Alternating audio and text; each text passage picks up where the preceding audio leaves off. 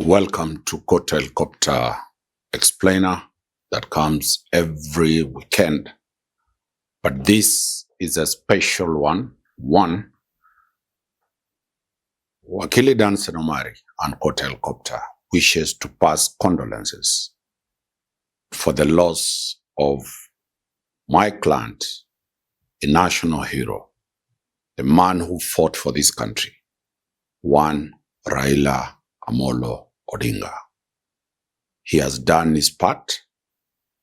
He has left a legacy to his family members, the widow and the children, and to the country. We join to mourn a legend who has died. And that being the reason, our first explainer today, we shall be dealing with the registration of deaths. What does the law talk about deaths when they happen? That is the first explainer that we'll have, the first episode. We shall be looking at Cap 149, the laws of the Republic of Kenya. What does the law talk about death? The law of deaths demand that once death occurs, it is the responsibility of those who are alive, who are around the person who has died, to report. There are several places where death can occur, and who has that responsibility to report. The first one is when somebody dies at home.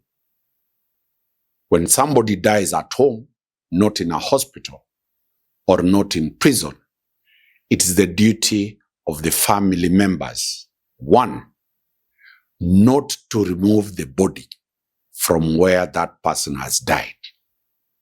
If he died at home, you have to report to the area provincial administration, the chief, the sub-chief, or the police.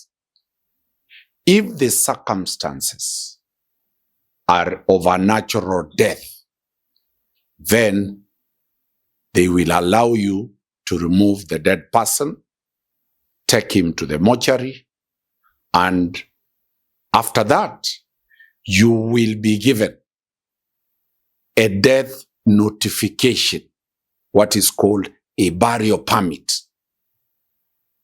It is mandatory that you must get a burial permit from the area chief because the person, your relative, never died in a hospital.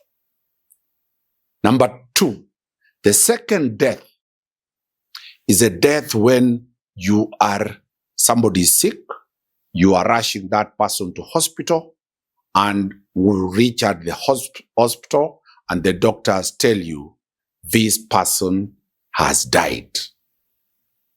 The doctor who certifies that that person has died shall give a burial permit from that hospital so that you go to bury that person.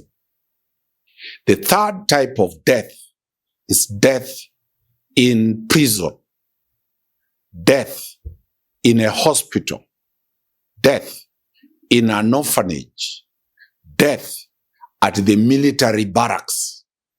The law says the responsibility of notifying the registrar of deaths belongs to that institution where somebody died. So, I have said it is a criminal offense to bury somebody without a burial permit. Every time you lose somebody, the hospital where that person died will issue a burial permit. The burial permit allows you to transport the body to where that place, where that person is going to be buried. It is criminal to remove a body from Nairobi and transport it to Kisumu without a burial permit. His Excellency Raila Odinga will be transported from Nairobi to Bondo.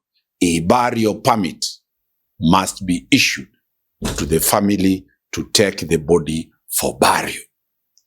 In the burial permit, it is indicated who has been given that body. Disputes arise.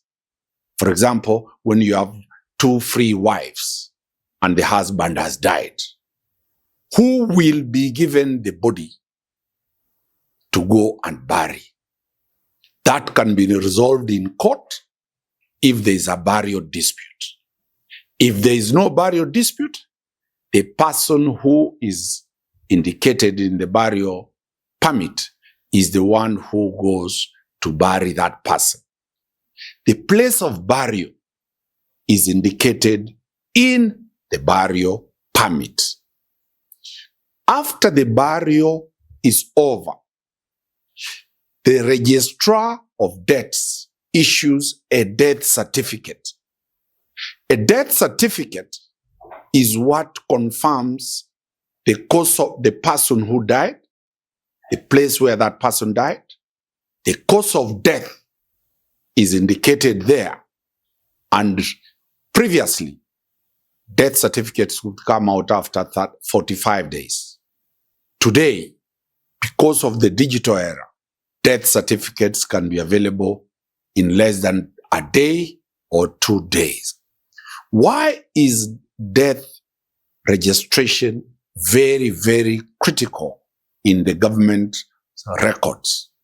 You cannot go to do a case of succession on the property of your brother, the property of your husband, the property of whoever has died, unless you have a death certificate. It is the death certificate and the letter from the chief. The reason why a chief's letter is mandatory is because the burial permit indicates where the dead person will be buried. The place is under the jurisdiction of that chief. So the chief confirms that he issued a burial permit, or a death occurred and it was entered in a burial was entered into the register of the area chief. What will be the punishment, as I've said, if you go ahead and bury somebody without a burial permit? If you do that, the law says if you are convicted, you'll be fined a fine of Kenya shillings 500,000 or imprisonment to 2 years in prison. So, deaths are captured. The death certificate removes the dead voters from the IBC register. The death certificate removes the students from the register of government so that they don't get bursaries. It is a very, very critical document to register the deaths. And you'll be issued with the government document called a death certificate. Now you know why it is very important to register deaths. Episode 1 ends. Episode 2, we shall be dealing with the question of registration of births. And there, section 12 deals with a very controversial question. Who is a father in the birth certificate? How do you get the name of a father in the birth certificate? See you in episode 2. Wakili Danstan Omari from Court Helicopter News. Thank you.